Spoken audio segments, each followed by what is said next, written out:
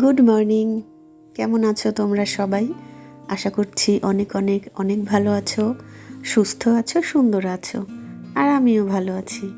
যে যেখান থেকে আমার ভিডিও দেখছো সবাইকে আমার রঙিন ছবিতে স্বাগত আর অনেক অনেক অনেক ভালোবাসা। তো সকালবেলা চাটা খাওয়া কমপ্লিট।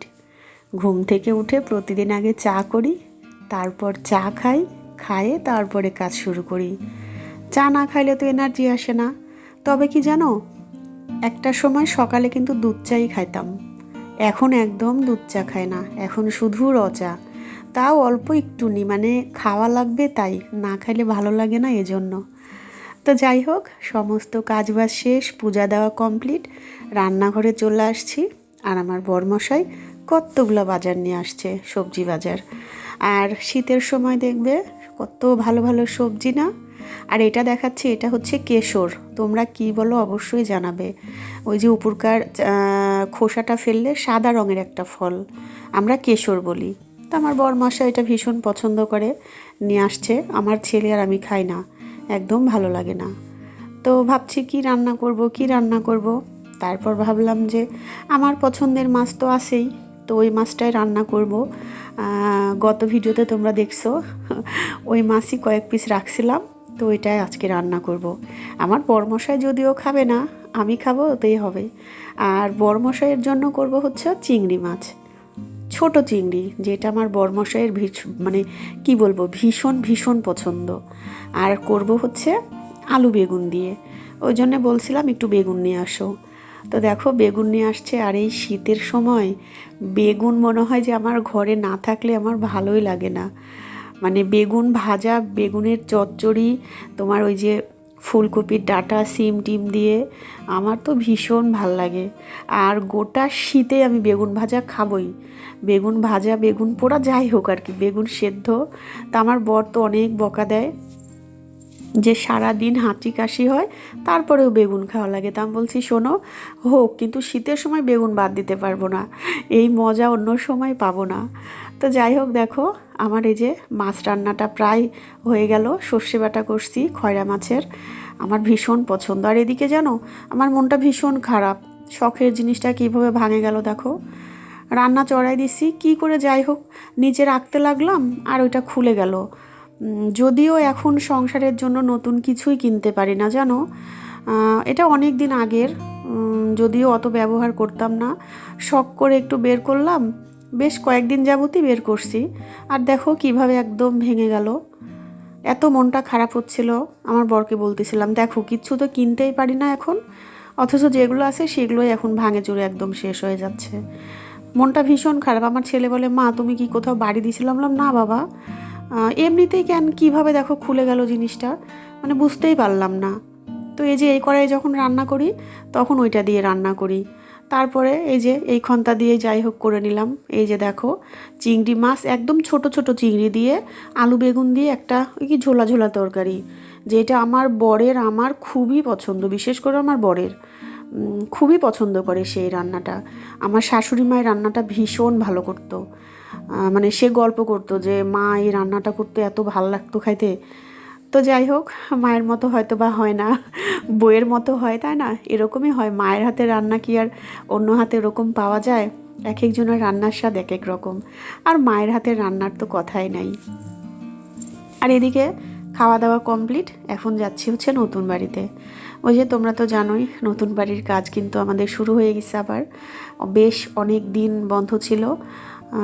তো যাই হোক, কেন বন্ধ ছিল ওইটা না বলি, তবে সবচাইতে খুশির খবর কাজটা যে আবার শুরু হয়েছে, এটাই অনেক কিছু। তবে আহামরি কিছুই হয়তো বা করবো না, যেমন ইচ্ছা ছিল সেরকম হয়তো হবে না, জানি না হবে কি না। তবে যেটুকু হবে সেটুকুই তোমাদের সঙ্গে শেয়ার করব, ঠিক আছে? কেমন হচ্ছে না হচ্ছে তো এখন আপাতত কিছুই দেখাচ্ছি না, কাজটা হোক, আস্তে আস্তে দেখাবো। তো অনেক কাজ কিন্তু এদিকে প্রায় হয়ে আসছে কারেন্টের। আর প্লাস্টার তো এর আগে তোমরা দেখছো, মানে চৌকাঠ বসানো। তারপরে আমাদের আবার নতুন, মানে নিচতলাতে যে মেন গেটটা সেটাও কিন্তু লাগানো হয়ে গেছে। কি যে সুন্দর হয়েছে গেটটা, কি বলবো, তোমাদের দেখাবো, ঠিক আছে? তারপরে এই যে সন্ধ্যার সময় একটু ফুলকপির পকোড়া করব।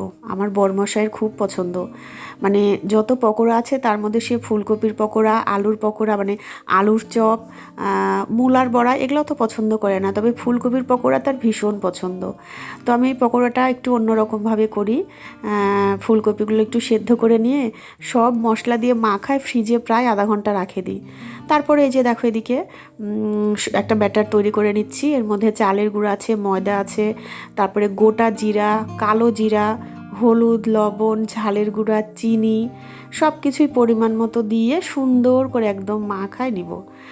আর ফুলকপিটা যেটা মাখাইছি সেটা কিন্তু পেঁয়াজ বাটা, আদা বাটা, রসুন বাটা, ঝালের গুঁড়া আর সব রকম সস দিয়ে মাখায় ফ্রিজে রাখে দিছি। তো পুরাটা তোমাদের সঙ্গে শেয়ার করা হয়নি। যাই হোক, এইদিকে দেখো এটা রেডি হয়ে গেছে প্রায়। সুন্দর করে এমন করে মাখাইছি, এত সুন্দর হয়েছিল বড়াগুলো কি বলবো।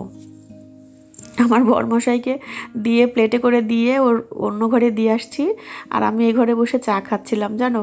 আর ও সবগুলো খায় ফেলছে, তবে আমার ছেলের অত পছন্দ না। আর আমি জানো পকোড়া ভাজার সময় তেল গরম কিন্তু ওই পকোড়াতে দিয়ে তারপরে মানে বেসনে দিয়ে তারপরে ভাজি। তো দেখছো কত সুন্দর হচ্ছে না পকোড়াগুলো, ভীষণ সুন্দর, খাইতেও ভীষণ মজা হয়েছিল। আমার বরমশাই বলতেছিল আর একটু ছোট করে করবি তাহলে পরিমাণে বেশি হতো। তা আমি বললাম না, অন্যদিন ছোট করে করব, আজকে একটু বড় করেই করি। আর শীতের সময় দেখবে কত রকমের সবজি উঠে, তো ভীষণ ভালো লাগে তাই না? আমার তো খুব ভালো লাগে, বিশেষ করে শীতের সময় নতুন আলুর তরকারি। আর আলু তো আমার ভীষণ পছন্দ। আমার মনে হয় বেশিরভাগ মানুষেরই পছন্দ এই আলু। তো আমার ছেলেকে আলুর চপ করে দিছিলাম, সেটার মানে ভিডিও করা হয়নি, একদম ঝটাপট করে দিছিলাম।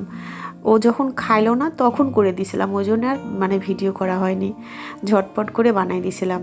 তোর বাবা বলতেছিল একটা খাইয়ে দেখে কত মজা হয়েছে।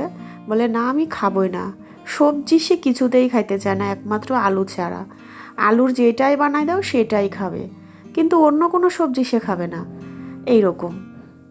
তো দেখো পকোড়াগুলো আমার ভাজা একদম কমপ্লিট, খাইতে ভীষণ মজা হয়েছিল। আর যখন কোনো কিছু বানানোর পর বাড়ির মানুষের কাছে প্রশংসা পাই তখন তো ভীষণ ভাল লাগে। আর চায়ের সাথে তো কথাই নাই। যাই হোক, আমি একটা খাইছিলাম, ভীষণ ভালোই হয়েছিল আর কি। আর এইদিকে আমি হচ্ছে রাত্রিবেলা এখন, আর এই যে দেখতেছো না, এই যে শেষের যে কয়টা তুললাম এগুলো কিন্তু আমার ছেলে খাবে। এই যে কুচি কুচি ভাজাগুলো ভীষণ পছন্দ করে সে, তো আমারও পছন্দ, তবে ছেলে ভীষণ পছন্দ করে। তো এই যে দেখো পকোড়ার ফাইনাল লুক, দেখতে যতটা সুন্দর খাইতেও ভীষণ মজা হয়েছিল।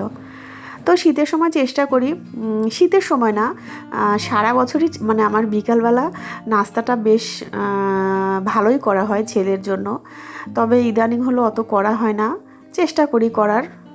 তারপরে চলে আসছে একদম জামা কাপড় নিয়ে, অনেকগুলো জামা কাপড় কাচা হয়েছিল, সেগুলো ভাঁজ করছি আর ছেলের সাথে গল্প করছি। আর আজকে ছিল হচ্ছে ছেলের স্কুলের র্যাগ ডে। আমাদের সময় যদিও এগুলো ছিল না, জানি না, তবে ভীষণ মজা করছে আমার ছেলে। আর অনেক গল্প হচ্ছে, মা সবাই ফোন নিয়ে গেছিলো, কত সুন্দর ছবি উঠালো এই সেই। তা আমি বলতেছি, মানে ও একটু দুঃখ করতেছিল, কারণ ওর ফোন নাই তো, মানে স্মার্টফোন নাই, একটা বাটনওয়ালা ফোন আছে জাস্ট একটু কথা বলার জন্য। তো বলতেছে মা আমি এসেছি পরীক্ষার পর, তো তুমি ফোন কিনে দেবে। তা বললাম না বাবা, এসেছি না, এইচএসসির পর তুমি ফোন পাবে। বলে না মা এরকম করো না, মানে মা ছেলে এখন এগুলো হচ্ছে। তারপরে বলতেছে না তুমি ওরকম করো না, মানে ওর পিসিরা দিতে চাইছিল, তো তো সে তখনও মানা করছিলাম। বলে তুমি না দিলে কি হয়েছে, আমার পিসি কিন্তু দিবে। মানে সেই নিয়েই আমরা মা ছেলে হাসাহাসি করছি। বলে তোমার দেওয়া লাগবে না, আমি ভালো রেজাল্ট করলেই পিসি দিবে। তো পিসিরা তো দেবেই তাই না, একটা মাত্র ভাসতে, তো তারা তো দিবেই, দেয় অনেক কিছু দেয় আমার ছেলেকে। তো যাই হোক, ছেলের সাথে এদিকে গল্প করছি, সারাদিনও কীভাবে কাটালো, কি কি খাইছে, কতটা খাইছে, সমস্ত কিছু এখন সে গল্প করে করে আমাকে শোনাচ্ছে। আর এদিকে আমার জামা কাপড় প্রায় ভাঁজ করা হয়ে যাচ্ছে, আর আমি ভাবলাম যে বাবা জামা কাপড় ভাঁজ করা হয়ে যাবে, তুই বিছানা থেকে উঠে একটু বিছানাগুলোও গুছাই নি। ও কিছুতেই উঠবে না। তারপরে চিন্তা করলাম না, ওর রুমটা একটু পরিষ্কার করে দিই, মানে ওর বিছানাটাও একটু গুছাই দিই।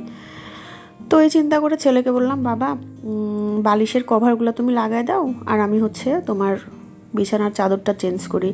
বালিশের কভারটা কেন জানি মানে এখন আমি একদম খুলতেই পারি না। ওই যে তুলার বালিশ তো তো কভার খোলার সময় খুবই হাঁচি হয় আমার। ওই জন্য ইদানিং হলো আমার ছেলেই এগুলো করে দেয়, আমি শুধু চাদরটা চেঞ্জ করে দিই, তাহলেই হয়। তো মা ছেলে মিলেই হয়ে যায় আর কি। অনেক কাজেই ছেলে সাহায্য করে, এখন করতে চায় তো আমিও করতে দিই, কি করব, সময় তো কাটে, সারা সময় তো আর পড়াশোনার মধ্যে থাকলে হয় না, তাই না? একটু গল্প, একটু কাজ, আর মায়ের সাথেই কাজ করা মানেই হচ্ছে গল্প করা, গল্পের মাঝে মাঝে কাজ। তারপরে এই যে আমার বরমশাইয়ের সোয়েটার একটু পরে আমি দেখে নিচ্ছি। তারপরে দেখো আমার গোছানো টোছানো কমপ্লিট। এই যে সমস্তটা গুছাই একদম পরিষ্কার পরিপাটি করে রাখে দিছি। আর বিছানাও এদিকে দেখো সুন্দর করে গুছানো হয়ে গেছে। আর ওই যে আমার ঘরে দেখছো না সব বস্তা, এগুলো হচ্ছে ওই যে কাজ হচ্ছে তো তো সেইখানে ওইখানে রাখা হয়েছে আর কি, রাখার তো জায়গা নাই, এই জন্য ওইভাবে রাখা হয়েছে। আর আমি ছোট্ট একটা সোনার গহনা কিনছি, যেটা আমার ভীষণ পছন্দ, যদিও আমি কখনো পরিনি, এইবার প্রথম পরবো এই সোনার গহনাটা, জানি না কেমন লাগবে। তো আমার বরমশাই বলতেছিল তোকে একদম ভাল লাগবে না, তো কি আছে দেখি, পরে যদি ভালো লাগে অবশ্যই তোমাদের জানাবো। আর তোমরা জানিও আমার এই সোনার গহনাটা কেমন হয়েছে, এই নাকফুলটা। তো বন্ধুরা, আজকের ভিডিওটা আমার এই পর্যন্তই। যদি তোমাদের ভালো লাগে তাহলে অবশ্যই অবশ্যই কমেন্টে জানাবে, আর সবাই একটু ভালোবেসে লাইক করে দেবে। Good night.